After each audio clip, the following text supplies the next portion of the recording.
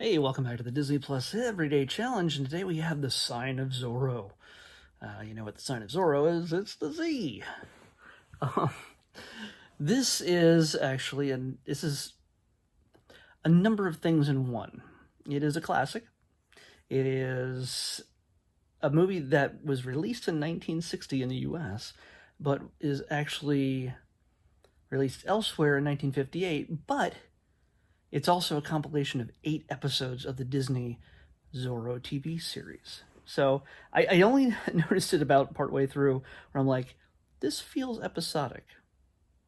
This it just feels like there's little self-contained smaller stories within the overall arc. They all connect cleanly, pretty cleanly. I mean, other than that, when I noticed that it was like, hey, this seems like a completely different episode of a series. But yeah, for the most part, it fits together smoothly as a single film, and it's got a great cast of characters, a great cast of actors, I should say. Also, Lieutenant Garcia is uh, is the comic relief in this. The chubby, doofy henchman of the villain, but he's the unwitting henchman. He doesn't mean to be. He's not evil. He doesn't do evil things. He's just commanded to do things that put him in conflict with Zorro from time to time. And Zorro humiliates him every once in a while himself, even though in real life, in Zorro's other identity, they're friends. They know each other. They've known each other for a long time. This basically tells the story of how I should say his name, Don Diego de la Vega. De la Vega, yeah, sure. I'm really bad at that. Sorry. He returns from Spain after being away for 3 years, called back by his father for not to be Zorro, because Dad doesn't. Nobody knows that he's Zorro except for his right hand man, except for Zorro's right hand man, who is mute and then also pretends to be deaf as a part of the whole process.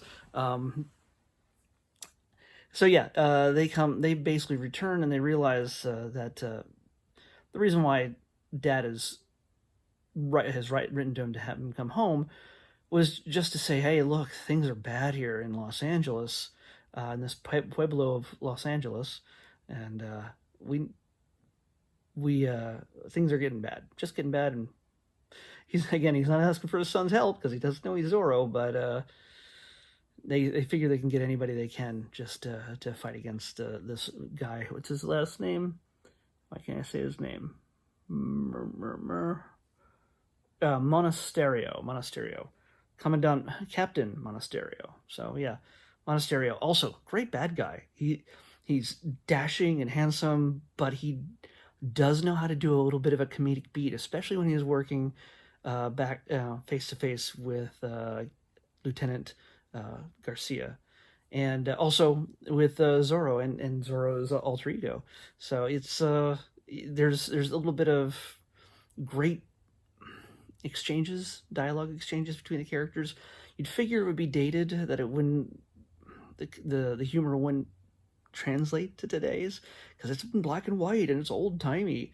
But no, it's some solid, straight ahead, smart comedy. It's not like head scratcher, thinking comedy, but it's solid quality comedy. This is rated G. It runs an hour and 30 minutes. Yeah, an hour and 30 minutes. Like I said, it came out in 1960. I think it's fun for the whole family. If you have kids of a certain age that can sit down and pay attention to this, it's some good old fashioned fun. The sword play, the horses. There's again, they may not get some of the jokes, some of the humor. Even just watching some of the ladies dance. There's moments where they have some women dancing on the bar and also on the stage, and just the tap dancing is just mesmerizing. The way it's not tap dancing, but it's you don't talk about Spanish dancing.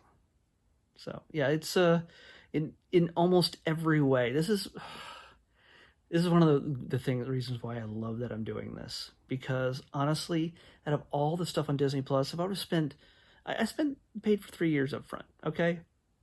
I knew I was going to end up watching this, but if I wasn't doing this thing right here, I don't know if I would have really taken full advantage of what I paid. I've gotten more than my money's worth at this point, but it's things like this that I may not have ever bothered to watch if I didn't make myself. I would have, hey, let's watch Avengers again. Let's watch Star Wars again. Let's, Mandalorian. Let's, rewatch the entire first season, which I'm probably going to do again in this fall. I would have watched a lot of stuff I've already seen, or a handful of stuff, originals that are on Disney Plus. But when it comes to these classics, these things that I don't think I ever watched this as a kid. If I did, it was just, at random, like on a Saturday or Sunday afternoon on cable. But yeah, it was never something I ever intentionally watched. And this is an incredible reason to have Disney Plus right now, to discover classics like this that are the forerunners of our superhero films. You have to understand, even though Batman is DC, not Marvel, Batman's entire existence, the hero he looked up to, the one who fought injustice, who was wealthy beyond words, and made himself out to look like a complete fool in most cases, a coward in many cases, just obsessed with himself and his soft, cushy life, turns out to be the greatest hero of all, making the greatest sacrifices and fighting injustice, especially against those in power, in political power. That's the kind of thing that Batman is all about. That's what Batman became. The night his parents died, he went to see The Mask of Zorro with his parents. So yeah, this is not this movie, but The Mask of Zorro. It's Zorro is the inspiration for so much of what we see as modern superheroes, the ones without powers. So yeah, this is required watching if you're into superhero films, if you're into action. There's some great stunt work and sword work. One guy fell off a cliff and you see him land. And he drops a good solid 2 stories, and yes, you realize it's a cushion fall. You can see that it's a cushion fall, but it's a solid fall. It's you don't cut away, they don't try to fancy it up. It's a solid fall that stuntman took, and that is some amazing stuff. And you'll recognize a number of storytelling tropes. What will happen if they find out that they accuse Don Diego of being Zorro, and how does he get out of it? There's different things like that. So what happens when his father might discover who he is? There's little bits of people who get close to Zorro who might find out the truth. What does he do? And how does he fight the injustice at all levels? So this is good fun. I can't say it enough. So, hey, watch The Sign of Zorro. And I can't say all the other Zorro stuff is great, but you know what? If it's along the same lines, again, the actors are great. Guy Williams is Zorro, Don Diego.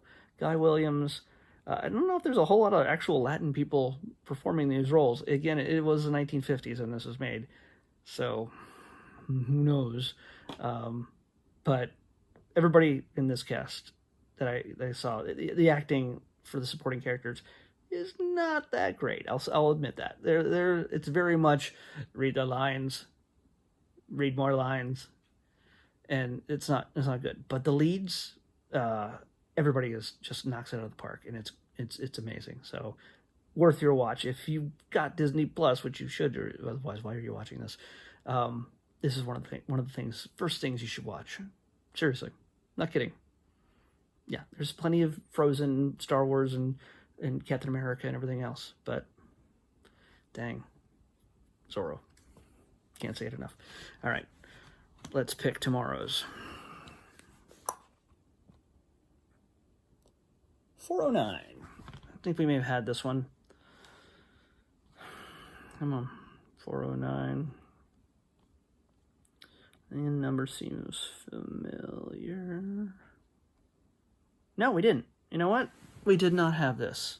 This apparently is a documentary or reality series or show or whatever. We're going to see.